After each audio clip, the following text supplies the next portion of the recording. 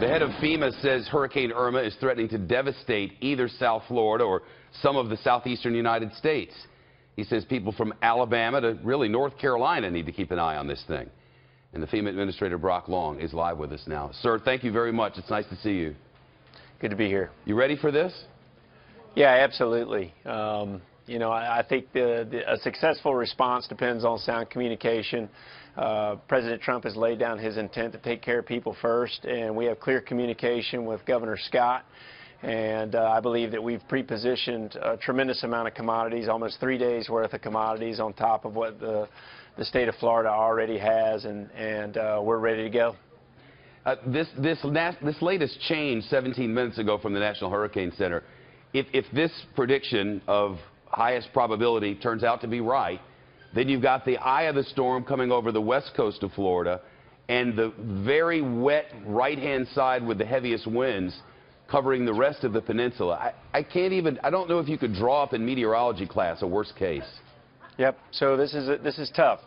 Now, what's important to watch and what I look for is that the storm's forward speed is already slowing down. It went from 14 to 12 miles an hour, which indicates that it's about to make its northward turn towards Florida. So anybody that hasn't heeded the local warnings, your time is running out, particularly if you're in Monroe County. And the thing to keep in key here is that a simple 20-mile shift to the west or east could have tremendous impacts on you know, whether it's Miami or, you know, communities from basically Naples on up the west coast of Florida. So take it seriously.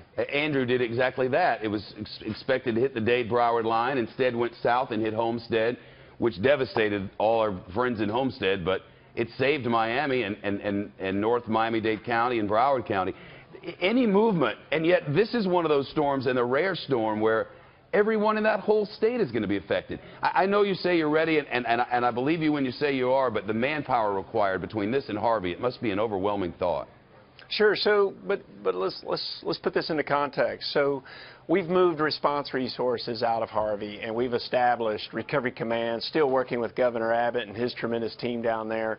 Now we've shifted focus, search and rescue teams to power teams to, you know, our incident management staff. Not only are they in the Virgin Islands in Puerto Rico, but they are also embedded with the states within the southeast or our Region 4 districts. So the thing is that the damage is going to be widespread because hurricane force winds extend 70 miles from the eye.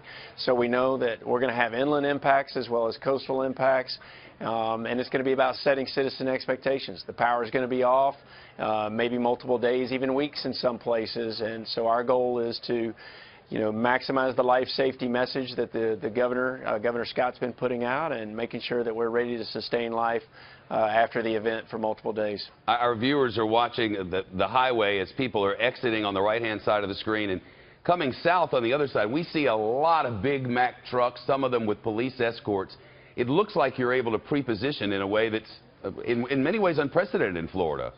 Sure. So that's logistics at work in some cases. You know, I don't know particularly if those are our trucks or not, but I can tell you that our logistics folks have been moving a tremendous amount of commodities, almost 3 days worth, into the state.